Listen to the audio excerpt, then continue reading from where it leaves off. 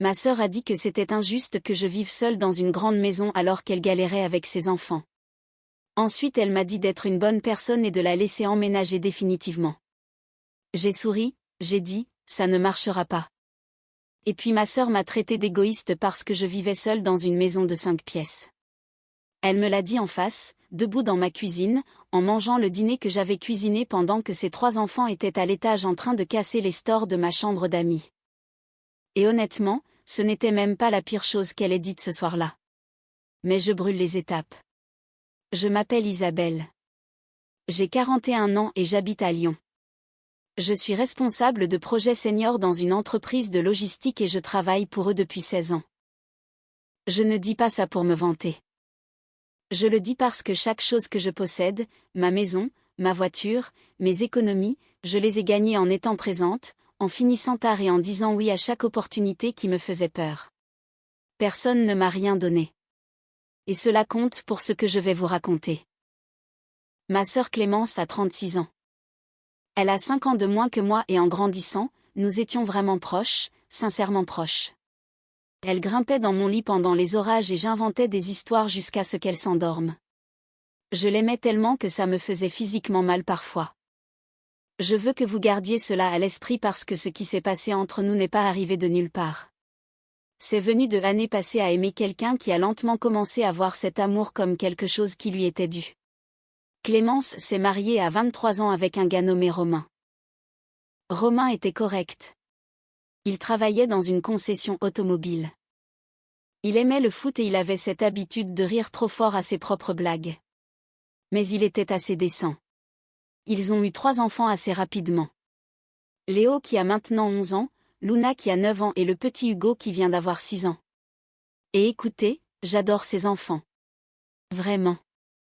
Mais avoir 3 enfants en 5 ans quand aucun des parents n'avait de carrière stable, c'était un choix. Et personne n'avait le droit de le dire à voix haute. C'est là que les choses ont commencé à changer. Il y a environ 7 ans, Romain a été licencié. Puis il a trouvé un autre emploi et a démissionné. Puis il a essayé de lancer une entreprise de nettoyage haute pression qui a duré environ 4 mois. Clémence travaillait à temps partiel dans une crèche et ne gagnait presque rien. Moi, j'étais célibataire, sans enfant, je grimpais les échelons au travail et je venais juste d'acheter ma maison. 4 chambres, un beau jardin, un garage double. J'étais tellement fière de cette maison. Je me souviens d'y avoir marché la première nuit pieds nus en touchant les murs comme si je ne pouvais pas croire qu'ils étaient à moi. Et puis les appels téléphoniques ont commencé. Clémence appelait peut-être une fois par semaine au début. Elle me disait « Salut Isa, les temps sont durs ce mois-ci, pourrais-tu nous dépanner pour les courses ?» Et bien sûr, j'ai dit oui. C'est ma sœur. Ensuite, c'était la facture d'électricité. Puis c'était les fournitures scolaires de Léo. Puis Luna avait besoin de lunettes. Puis Hugo a eu une otite et les frais restants étaient plus élevés que prévu. Chaque fois, j'ai dit oui parce que qu'est-ce que j'étais censée faire? Laisser les enfants manquer de tout. Mais voici ce que personne ne vous dit sur le fait d'être celle qui aide toujours. Les gens cessent de voir cela comme de la générosité. Ils commencent à voir cela comme votre travail. Et si jamais vous hésitez, même une seconde, soudain vous êtes la méchante. Est-ce que j'ai remarqué ce changement? Honnêtement, non. Pas au début. Cela s'est glissé si lentement. Sur une période d'environ 5 ans, j'estime avoir donné à Clémence et Romain environ 55 000 €.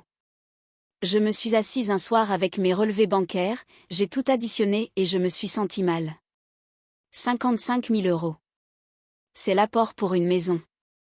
Ce sont des années de cotisation pour la retraite. C'est une vie que j'aurais pu construire différemment. Et je n'ai jamais reçu une seule carte de remerciement. Pas une seule fois. J'avais droit à des tu es la meilleure Isa par SMS, généralement suivie d'une autre demande 2 semaines plus tard. Maintenant, laissez-moi être honnête sur quelque chose. Les gens me demandent parfois si je ne veux pas ma propre famille ou si je ne veux pas d'enfants. Et la réponse est compliquée.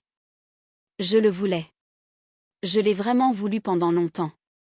Mais j'ai passé ma trentaine à travailler 60 heures par semaine, à financer le foyer de ma sœur et à me faire passer en dernier. J'ai eu quelques rendez-vous ici et là, mais je n'ai jamais eu l'énergie de m'investir dans une vraie relation. Mon amie Sandrine, qui est ma meilleure amie depuis la fac, me disait souvent, Isa, tu joues la mère pour toute la famille de Clémence au lieu de construire la tienne. Et elle avait raison. Mais quand on est dedans, on ne le voit pas. Alors j'en viens à ce dîner. C'était en octobre dernier. Clémence a appelé et a dit qu'elle voulait amener les enfants pour une visite. J'ai dit super, j'ai fait des lasagnes, mis la table, j'ai même acheté un gâteau parce qu'Hugo venait d'entrer au CP et je voulais fêter ça. Les enfants sont arrivés en criant et en courant partout. Des trucs de gosses normaux, soit. Clémence s'est assise à l'îlot de la cuisine, s'est versé un verre de mon vin et n'a même pas dit bonjour correctement. Elle a juste regardé autour de la cuisine et a dit, ça doit être sympa. J'ai ri pour détendre l'atmosphère. J'ai dit, c'est sympa, j'ai travaillé dur pour ça. Elle n'a pas ri en retour. Elle a dit, je veux dire, 4 chambres pour une seule personne. Pendant ce temps, j'ai 3 gamins qui partagent 2 chambres dans une maison sans lave-vaisselle. J'ai senti mon estomac se nouer. Pas parce qu'elle avait tort sur sa situation, mais à cause de la façon dont elle l'a dit, comme si c'était ma faute. J'ai essayé de changer de sujet, mais Clémence n'avait pas fini. Elle a dit, tu sais quoi Isa, c'est un peu injuste, tu ne trouves pas? Tu restes ici seule dans cette grande maison avec ton vin et tes lasagnes de luxe, et moi je coule. Tu n'as même pas d'enfant. Pourquoi as-tu besoin de tout cet espace? J'ai posé ma fourchette et j'ai dit très calmement, Clémence, j'ai acheté cette maison avec l'argent que j'ai gagné. Je l'ai choisie parce que je la voulais. Je n'ai pas à justifier l'espace. Elle a levé les yeux au ciel. Elle a vraiment levé les yeux au ciel. Et puis elle a dit la chose qui a tout changé. Elle s'est penchée en avant et a dit, si tu étais une bonne personne, une vraie bonne sœur, tu nous laisserais emménager. Définitivement. Tu as de la place. Tu ne veux juste pas partager. Je suis restée assise un moment et j'ai souri. Pas un sourire joyeux. Le genre de sourire qui vient juste avant de prendre une décision sur laquelle on ne peut pas revenir. J'ai dit, ça ne marchera pas Clémence.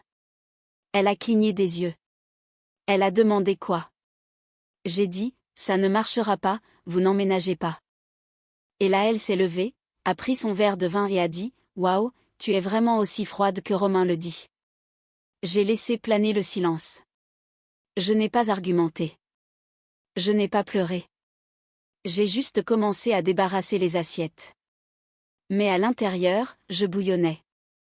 Parce qu'il ne s'agissait pas seulement de ce soir-là.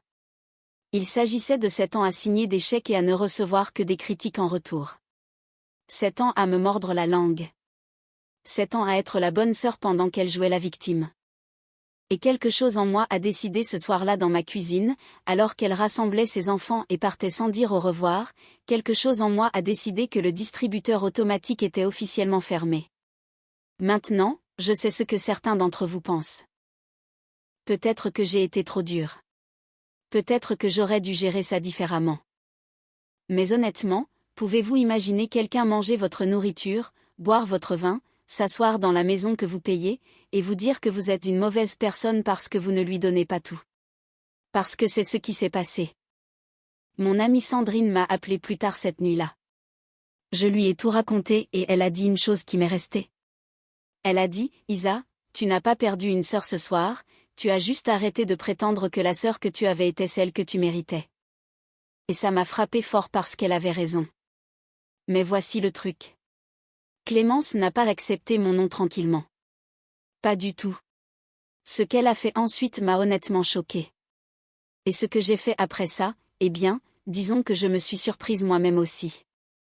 Après ce dîner, je pensais que Clémence se calmerait peut-être. Peut-être qu'elle se réveillerait le lendemain matin, repenserait à ce qu'elle avait dit et se sentirait un peu gênée. C'est ce qu'une personne raisonnable ferait, non. Mais Clémence n'a pas appelé pour s'excuser. Elle a appelé pour en rajouter. 3 jours plus tard, elle m'a envoyé un SMS qui disait « Et j'aimerais inventer ça, j'ai parlé à Romain et nous pensons que la chose juste serait que tu laisses au moins les enfants rester chez toi pendant la semaine d'école pour qu'ils puissent avoir leur propre chambre. Tu ne les utilises pas de toute façon. Ce n'était pas une question. Ce n'était pas une demande. C'était une décision qu'elle et Romain avaient apparemment prise ensemble concernant ma maison. Ma maison pour laquelle je paie le crédit. Ma maison qui est à mon nom sur l'acte notarié. Ils ont juste décidé. Je n'ai pas répondu. Ni ce jour-là, ni le lendemain.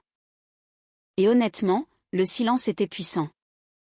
Pour la première fois en 7 ans, je ne me précipitais pas pour arranger les choses, je ne me démenais pas pour dire oui, je ne transférais pas d'argent à minuit pour que l'électricité de Clémence ne soit pas coupée. Je me suis juste assise dans mon salon, j'ai bu mon café et j'ai laissé mon téléphone vibrer sans décrocher. Et ça a rendu Clémence absolument folle. Elle m'a appelé 4 fois le lendemain, a laissé 2 messages vocaux. Le premier était doux, suspectement doux. Elle disait: « Salut Isa, je prends juste des nouvelles, je t'aime, rappelle-moi. » Le deuxième montrait la vraie Clémence. Elle disait: « D'accord, alors tu m'ignores maintenant, c'est très mature Isabelle, très mature. Sandrine m'a dit de tenir bon. » Elle a dit: « Au moment où tu répondras, elle trouvera une faille pour s'immiscer, attends. » Et Sandrine avait raison parce que ce qui s'est passé ensuite était quelque chose que je n'attendais vraiment pas. Clémence s'est pointée à mon travail. Imaginez la scène. Je suis en réunion avec 6 personnes pour présenter un rapport logistique trimestriel. Très professionnel, très sérieux. Et ma collègue Denise frappe à la porte vitrée et articule sans bruit: « Ta sœur est à l'accueil. » J'ai failli m'étouffer avec mon eau. Je me suis excusée, je suis allée à l'accueil et là se tenait Clémence près du bureau avec Hugo sur la hanche, l'air d'avoir pleuré. Et elle dit, assez fort pour que la réceptionniste entende: « J'ai juste besoin de 5 minutes avec ma sœur. » Elle ne répond plus à mes appels et mes enfants souffrent. Vous voyez ce qu'elle a fait. Elle a rendu ça public. Elle a utilisé un enfant comme accessoire. Elle a transformé mon lieu de travail en scène de théâtre. Et pendant une fraction de seconde, je ne vais pas mentir, ça a failli marcher. Parce qu'Hugo m'a regardé avec ses grands yeux marrons et a dit: « Coucou tata Isa », et mon cœur s'est un peu fissuré. Mais je n'ai pas cédé. Je l'ai emmené dehors, nous nous sommes assises sur un banc sur le parking et j'ai dit: « Clémence, tu ne peux pas venir à mon bureau. Jamais. C'est ici que je travaille. C'est comme ça que je gagne l'argent qui fait vivre ta famille depuis presque 10 ans. » Elle s'est mise à pleurer plus fort. Elle a dit: « Tu agis comme si tu étais mieux que moi. » J'ai répondu: « Je ne pense pas être mieux que toi, je pense que je suis fatiguée. » Elle a demandé: « Fatiguée de quoi ?» J'ai dit: « Fatiguée d'aider ta propre famille. Fatiguée d'être utilisée, Clémence. Il y a une différence. » Elle a essuyé son visage et a dit quelque chose qui m'a fait rire. Elle a dit: « D'accord, alors porte-toi juste caution pour un prêt pour que nous puissions avoir un plus grand logement. » Je l'ai regardée. J'ai dit: « Tu veux que je sois caution pour un prêt? Pour toi et Romain. » Romain qui a eu 9 emplois en 7 ans et un dossier de crédit qui doit être catastrophique. Elle n'a même pas nié.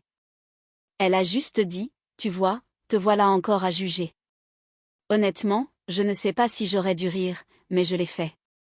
Là, sur le parking. Parce qu'à un certain point, l'audace devient véritablement comique. C'était quoi la suite? Allait-elle me demander d'adopter ses enfants tout en lui payant un salaire pour leur rendre visite le week-end? Évidemment, j'ai dit non pour la caution, et j'ai dit quelque chose que je retenais depuis très longtemps. J'ai dit: « Clémence, je ne te donne plus d'argent. Ni pour les courses, ni pour les factures, ni pour les activités des enfants, ni pour la prochaine idée d'entreprise de Romain.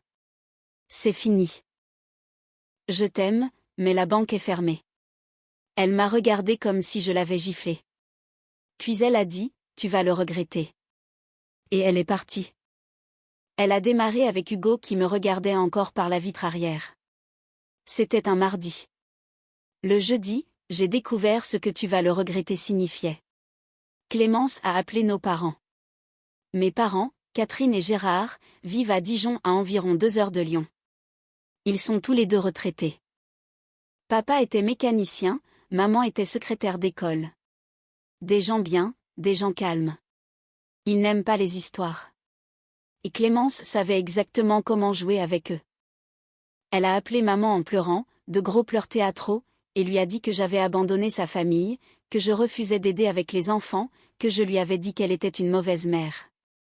Rien de tout cela, soit dit en passant, n'était vrai. Maman m'a appelé le vendredi matin. Elle avait l'air inquiète.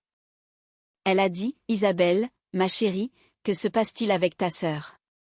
Elle dit que tu lui as coupé les vivres. » J'ai pris une inspiration et je lui ai tout raconté. Pas seulement le dîner, pas seulement le parking, tout. Les 55 000 €, les demandes constantes, les culpabilisations, le sentiment de droit, le fait que Clémence ait dit que ma maison était de l'espace gaspillé. Je lui ai parlé de la porte tournante des emplois de Romain. Je lui ai dit que je n'avais pas épargné correctement pour ma retraite parce que j'étais trop occupée à être le fonds d'urgence de Clémence. J'ai tout dit. Et c'est là que la partie inattendue arrive. Parce que je supposais que maman ferait ce qu'elle avait toujours fait, essayer d'arranger les choses, me dire que la famille c'est la famille, me demander d'être la personne la plus raisonnable. C'est ce qu'elle avait fait toute ma vie. À chaque dispute, chaque conflit, la réponse de maman était toujours « Garde la paix Isabelle ». Mais cette fois, elle est restée silencieuse pendant un long moment. Et puis elle a dit « 55 000 €. J'ai dit « à peu près ». Autre long silence. Puis maman a dit « Je vais appeler ta sœur ». C'est tout ce qu'elle a dit. Pas de leçon pour moi, pas de culpabilisation, pas de « mais c'est ta sœur ». Juste « Je vais appeler ta sœur ». Et elle a raccroché. J'ai appris plus tard par mon père ce qui s'était passé pendant cet appel. Et honnêtement, j'ai presque eu de la peine pour Clémence. Presque. Maman a appelé Clémence et lui a parlé. Et papa a dit que la voix de maman était la plus froide qu'il ait entendue en 40 ans de mariage. Elle a dit à Clémence qu'elle devrait avoir honte d'elle-même, qu'Isabelle avait fait plus pour sa famille qu'aucune sœur ne devrait jamais avoir à faire. Que 55 000 €, c'était plus que ce que papa gagnait en un an avant de prendre sa retraite. Et puis maman a dit la chose qui a apparemment réduit Clémence au silence total. Elle a dit, « Ta sœur n'a pas de famille à elle Clémence. As-tu déjà pris le temps de te demander pourquoi ? T'es-tu déjà demandé si peut-être elle avait passé les années où elle aurait dû sortir et construire sa vie à signer des chèques pour que tes enfants puissent manger ? » Papa a dit que Clémence n'avait pas de réponse à cela. Mais maman n'avait pas fini. Elle a dit, et autre chose, toi et Romain devez trouver du travail. De vrais boulots, tous les deux, à temps plein. Plus d'excuses sur les enfants, plus d'histoires larmoyantes, plus d'appels à Isabelle chaque fois que le loyer tombe. Tu as 36 ans, débrouille-toi. Pouvez-vous imaginer ? Ma mère, la douce et calme Catherine, qui n'a jamais élevé la voix lors d'un repas de famille, a carrément dit à Clémence de grandir et de trouver un boulot. Papa a dit qu'elle a raccroché le téléphone, s'est tournée vers lui et a dit « J'aurais dû dire ça il y a 5 ans. » Et puis elle s'est fait une tasse de thé comme si de rien n'était. J'ai tellement ri quand papa m'a raconté ça, parce que c'est exactement qui est ma mère. C'est une force tranquille. On pense qu'elle ne prête pas attention, et puis elle vous remet à votre place avec une seule conversation. Clémence s'attendait clairement à ce que maman et papa prennent son parti. C'était toute sa stratégie. Courir chez les parents, pleurer, me faire passer pour quelqu'un sans cœur, les pousser à me mettre la pression pour que je cède. Ça avait fonctionné auparavant. Quand nous étions plus jeunes, si Clémence et moi nous disputions, maman me disait toujours de faire des compromis parce que j'étais l'aînée. Clémence comptait sur ce schéma. Mais les schémas se brisent. Et quand maman s'est retournée contre elle, je ne veux pas dire contre elle, mais lui a juste dit la vérité pour la première fois, Clémence n'a pas su quoi faire. Elle ne m'a pas appelé pendant 3 semaines après ça. Un silence absolu. Pas de SMS, pas de messages vocaux, rien. Et vous savez quoi ? Ces 3 semaines ont été les plus paisibles que j'ai eues depuis des années. Je suis allée dîner avec Sandrine. J'ai repeint ma chambre d'amis, celle avec les stores cassés, merci Léo. J'ai recommencé à mettre de l'argent de côté pour mon avenir. Je suis même sortie avec un gars nommé Julien de ma salle de sport. Rien de sérieux, mais c'était agréable de se sentir à nouveau comme une personne au lieu d'un filet de sécurité.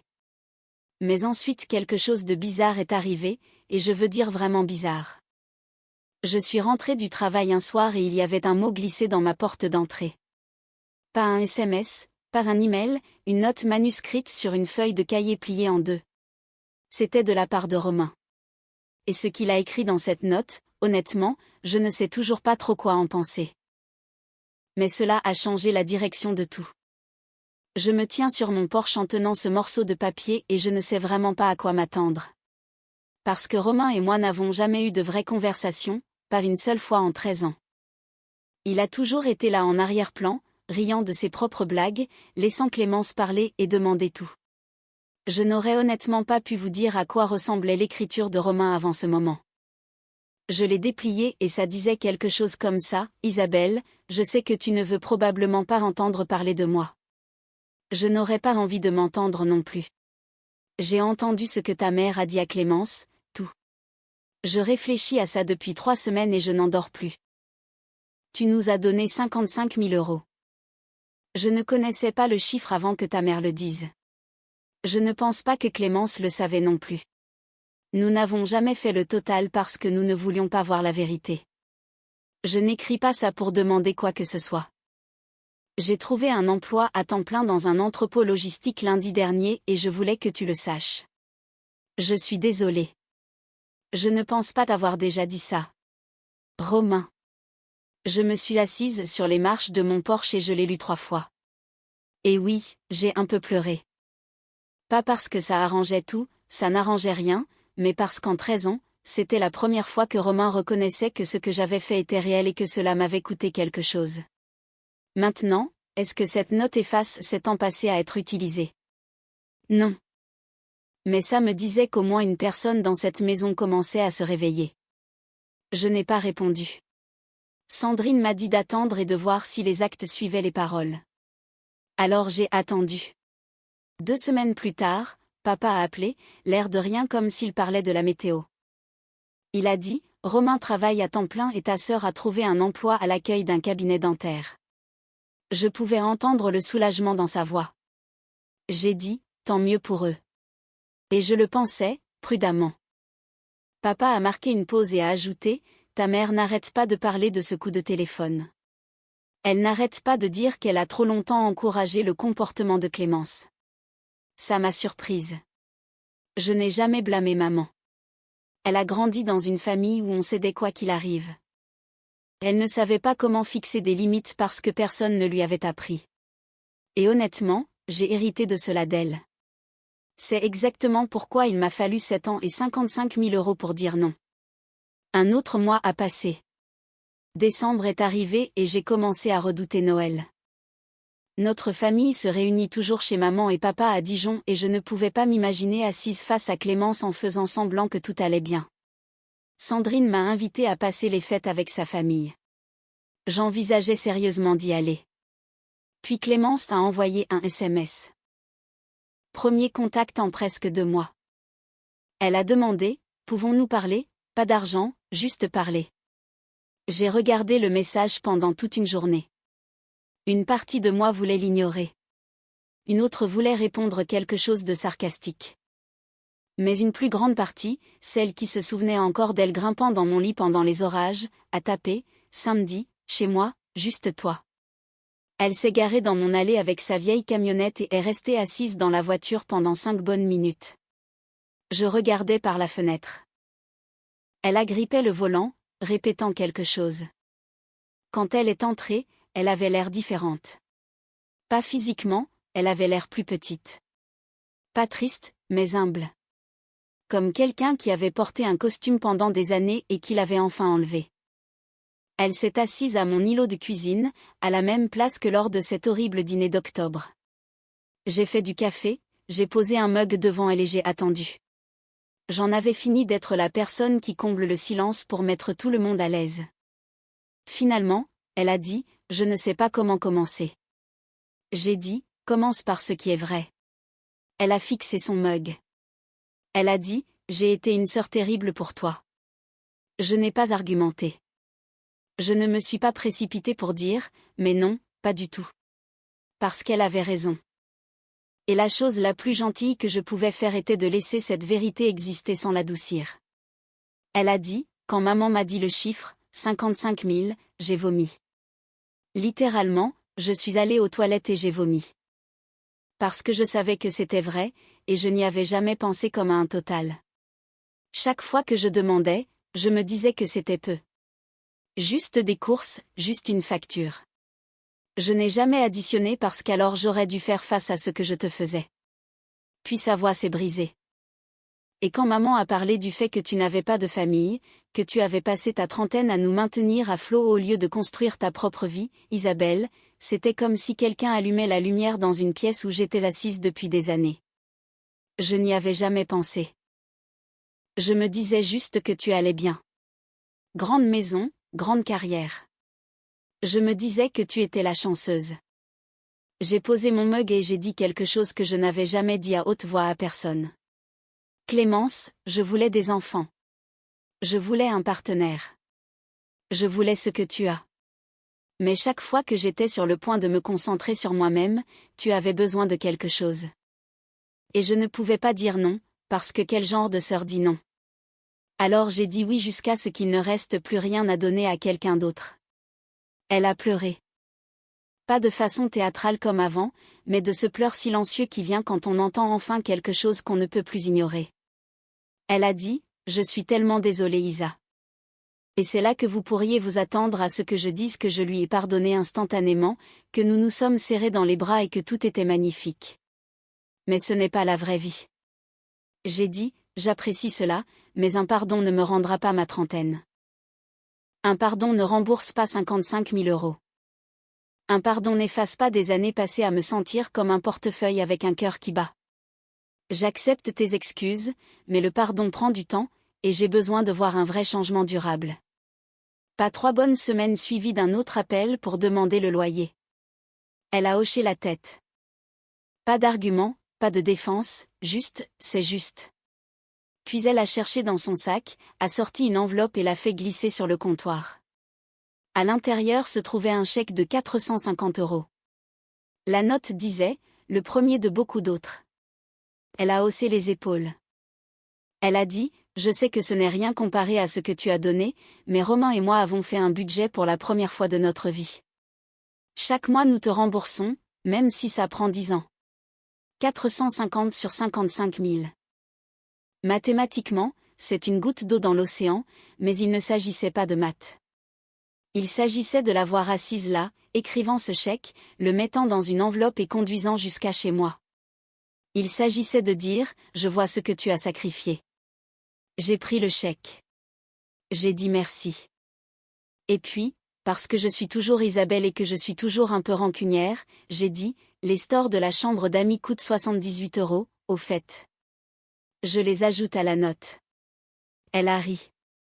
Un vrai rire. Le premier vrai rire que j'entendais d'elle depuis longtemps. Et j'ai ri aussi. Et juste pour une seconde, assise là avec notre café, j'ai revu la petite fille qui grimpait autrefois dans mon lit. Elle était toujours là quelque part. Noël a été calme cette année-là. Je suis allée à Dijon. Clémence, Romain et les enfants étaient là. Personne n'a mentionné l'argent ou la dispute. Maman a fait son rôti. Papa s'est endormi devant le foot à la mi-temps. Les enfants couraient partout dans le jardin. Clémence et moi n'avons pas eu de grands moments dramatiques. Nous avons juste coexisté, doucement. Comme 2 personnes apprenant à partager à nouveau une pièce sans que le ressentiment ne pèse sur tout. Après le dîner, elle m'a aidé à faire la vaisselle. Côte à côte devant l'évier comme des adolescentes. Elle m'a donné un petit coup de hanche et a dit, belle maison, et tu ne sais toujours pas remplir un lave-vaisselle correctement. Je lui ai rendu son coup de hanche. J'ai dit, beau boulot, et tu ne sais toujours pas lâcher une blague. C'était peu, mais c'était à nous. C'était il y a 4 mois. Romain travaille toujours. Clémence est toujours au cabinet dentaire. J'ai reçu 3 autres chèques, 450 € chacun, pile à l'heure. On s'envoie des messages maintenant, pas comme avant. Pas de demande d'argent. Des trucs normaux. Elle m'a envoyé une photo du projet de science de Hugo. Je lui ai envoyé la recette du cake à la banane de maman. Suis-je totalement guérie? Eh bien, Je suis encore en colère parfois. Je calcule encore ce à quoi ressembleraient mes économies. Je me demande encore ce que ma vie aurait été si j'avais dit non la toute première fois. C'est normal. La guérison n'est pas une ligne droite. Mais voici ce que j'ai appris. Dire non à quelqu'un qu'on aime n'est pas de la cruauté. C'est peut-être la chose qui sauve la relation. Parce que tant que je continuais à dire oui, Clémence n'avait aucune raison de grandir. Mon non a été la première chose honnête que quelqu'un lui ait dite depuis des années. Ça nous a fait mal à toutes les deux. Mais c'était le début de quelque chose de vrai. Maman m'a dit la semaine dernière qu'elle était fière de moi. Elle a dit, tu as fait ce que je n'ai pas pu faire. Tu as dit la vérité et tu as tenu bon. Cela comptait plus que n'importe quelle excuse. Je suis toujours célibataire. Toujours dans ma maison de 5 pièces. Mais chaque chambre est repeinte. J'épargne à nouveau sérieusement. Et Julien de la salle de sport m'a proposé un rendez-vous mardi dernier. Alors peut-être que ma quarantaine sera la décennie où je me ferai enfin passer en premier. Et je le dis dans le meilleur sens du terme. Clémence et moi avons encore un long chemin à parcourir. Mais pour la première fois depuis des années, nous marchons dans la même direction. Et ma chambre d'amis a de nouveaux stores.